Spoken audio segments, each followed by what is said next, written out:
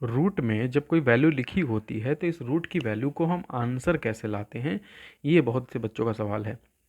तो देखिए बड़ा सिंपल सा प्रोसेस है कि इसको हम लोग रूट की वैल्यू को आंसर लाने के लिए सिंपल तरीके से लिख सकते हैं कि 19 इंटू 19 अगर करेंगे तो ये आ जाएगा 361।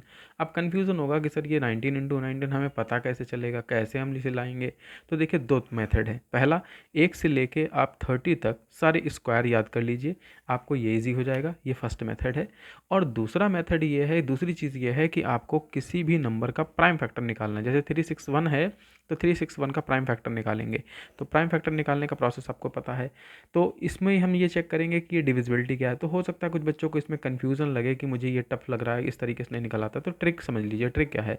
361 को हम लोग ये डिवीज़न कर लेंगे इस तरह से दो पार्ट में, यानी कि राइट साइड में आपको दो पार्ट छोड़ देना है और लेफ्ट साइड में एक डिजिट छोड़ना है, या जो भी बच जाएगा वो डिजिट छोड़ना है।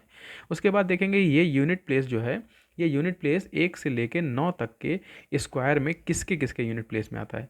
तो देखिए 1 का स्क्वायर करने पे 1 मिलता है, यूनिट प्लेस पे 1 है तो ये होता है 1, तो हम यहाँ लिख लेंगे 1।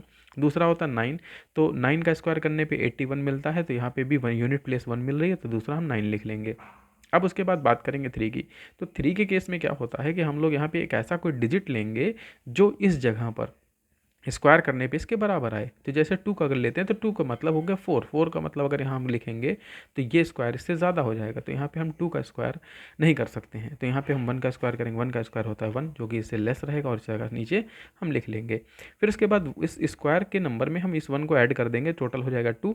और फिर देखेंगे ये डिजिट 2 से बड़ी है या छोटी। तो देख रहे हैं 3 जो है बड़ा दिख रहा है 2 से, तो इसका मतलब ये 19 इसका आंसर हो जाएगा।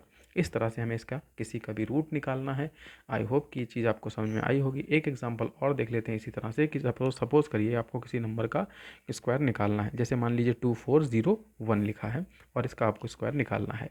तो ये 9, ये पहले 0 देखेंगे, 1 देखेंगे, तो यूनिट प्लेस पे 1 जो होता है पहले पार्ट आउट कर लेंगे। यूनिट प्लेस 1 और 9 दो डिजिट मिलेंगे आपको। लेफ्ट साइड वाले डेटा के लिए आपको ये करना है कि 24 के लिए कोई ऐसा डिजिट सोचिए जो स्क्वायर करने पे इससे बिलो यानी कम रहे, ज़्यादा ना होने पाए। तो देखिए 4 होता है, 5 का स्क्वायर करेंगे ज़्यादा हो जाएगा, तो 4 का स्क्वायर दोनों के आगे 4 लिख दिया। अब हमारे पास दो नंबर हैं, या तो 41 अंदर होना चाहिए या फिर 49 होना चाहिए। लेकिन हम डिसाइड कैसे करेंगे कि कौन सा नंबर यहाँ पर होना चाहिए, 49 या फिर 41।